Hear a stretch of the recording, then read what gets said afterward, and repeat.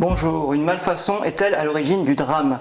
2 jours après la chute d'un balcon à Angers qui a causé la mort de 4 personnes et fait 14 blessés, la justice va tenter de répondre à cette question. Une enquête a été ouverte pour homicide involontaire. Elle devra reconstituer le déroulement des faits et la cause de l'effondrement du balcon. A précisé le procureur Yves Gambert. Un expert judiciaire se rendra sur place sur les lieux de l'accident dans les prochains jours.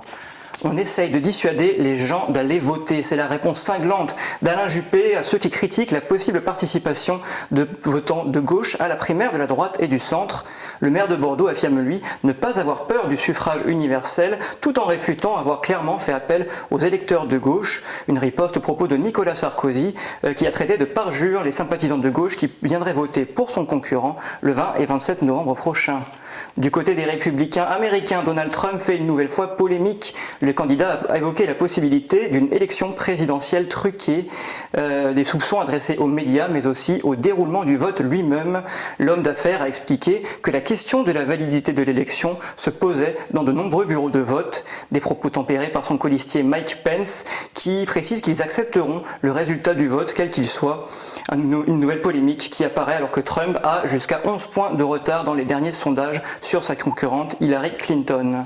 En rugby, l'horizon s'éclaircit pour Danielle Carter.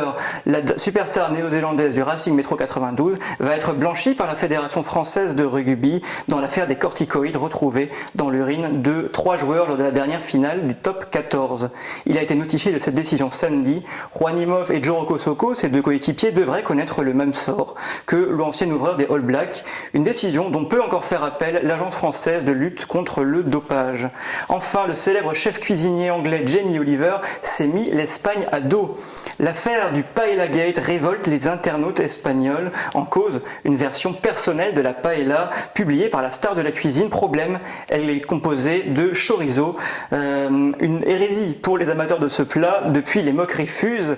Ma version du fish and chips combine des aubergines et du canard, se moque par exemple un internaute inspiré espagnol, parodiant Jamie Oliver, qui a lui expliqué qu'il assumait totalement cette version car il la trouvait tout simplement super bonne. Merci de nous avoir suivis, c'est la fin de ce flash.